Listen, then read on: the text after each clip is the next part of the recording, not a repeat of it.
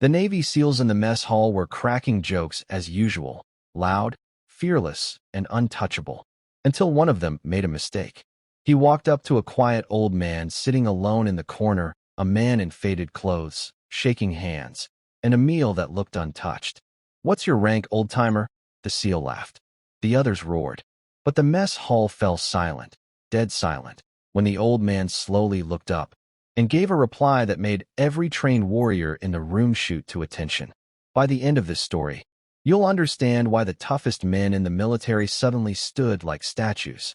The Navy base mess hall was alive that evening. Trays slammed. Boots thudded. Laughter echoed against the steel walls. Hundreds of soldiers, SEALs, and recruits rushed through, exhausted from drills. But in the far left corner, unnoticed by most, sat an elderly man. Thin, shoulders slightly curved forward, wrinkled hands trembling as he tried to lift a spoon. His clothes were simple, civilian, old, and worn. The kind of man you'd assume wandered in by accident. Except he didn't look lost. He looked like someone who had seen too much and said too little. Every now and then, a soldier glanced at him. "Who's he?" "No idea, maybe someone's grandpa. He looks like he doesn't belong here." At another table, a group of young SEALs had just finished a brutal underwater drill. Their confidence was sky-high, energy restless, humor sharp. Jake, Razor, Henderson, the loudest of the pack, noticed the old man first. "Hey boys," Razor smirked. "You see that old dude? Looks like he fought in the dinosaur wars." The table broke into laughter. But one SEAL didn't laugh. Marcus Hale. A calm, observant man. The kind who listened more than he spoke. Something about the old man bothered him, like a whisper of déjà vu. Razor stood up. "Let's go talk to him," he grinned. "Maybe he'll tell us about the Stone Age." "Razor, leave him alone," Marcus warned. But Razor was already walking. The mess hall quieted a little. A few soldiers watched with concern. Razor reached the table and slapped his hand down, startling the old man. "So, old-timer," Razor chuckled, "what's your rank?" "Were you what, Private Potato?" "Sergeant Grandpa." The old man froze. His hand stopped shaking. His eyes lifted, slowly, deliberately. Not angry, not frightened, just deep, like he was looking through Razor rather than at him. Then, in a voice soft but steady, he replied, "Son, I was the command master chief of this entire Naval Special Warfare Command." The spoon hit Razor's tray. Someone gasped. A cup fell off a table. The mess hall went silent. Marcus shot up from his seat, eyes wide. He had heard that title before.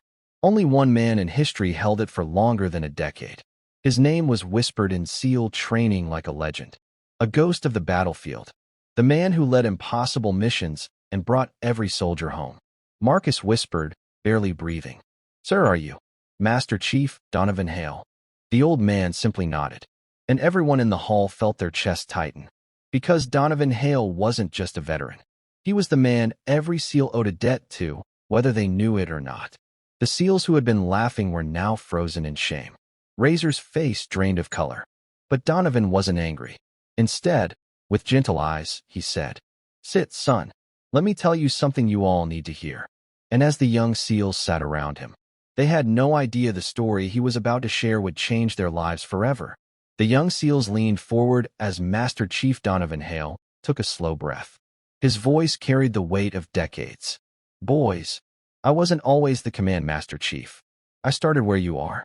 Full of pride, full of fire, and full of foolishness." Razor lowered his eyes. Donovan continued. "There was a time I mocked an older veteran too. Thought he was slow, outdated, irrelevant." He paused. "That man saved my life on a mission 3 months later." A ripple of shock passed through the group. "Respect," Donovan said quietly, "isn't about age or strength. It's about knowing someone fought battles you'll never see." Marcus swallowed hard. Razor blinked rapidly, shame burning his face. But Donovan wasn't done. "You all think toughness is muscles or confidence. No, true toughness," he touched his chest, "is here. It's courage, humility, responsibility." He scanned their faces. "I led men into fire. I carried brothers out in pieces. I buried friends who were better than me. That's why I sit quietly now. I've had enough noise." The hall was silent. Every soldier, every recruit, listening, learning. Razor finally spoke, voice trembling. "Sir, I'm sorry. I didn't know. I shouldn't have. Donovan held up a hand, smiling gently. It's all right, son. Mistakes teach us faster than success. He reached forward and gripped Razor's shoulder. You want to be a real SEAL? Start with humility. Respect those who walk the path before you. Because one day, his voice softened, you'll be the old man sitting alone, and you'll pray the young ones understand what your silence means. Razor nodded, tears forming. Marcus stepped forward. Master Chief, can we sit with you for dinner? Donovan smiled warmly. I'd like that. Slowly, respectfully, the entire group of SEALs sat down with the old veteran. Others in the hall followed. For the first time in years, Master Chief Donovan Hale wasn't eating alone, and every soldier there knew. This moment would stay with them long after the uniforms faded. Respect isn't earned by medals, muscles, or youth. It's earned by sacrifice, seen or unseen. Never judge the quiet ones. They might carry the loudest stories.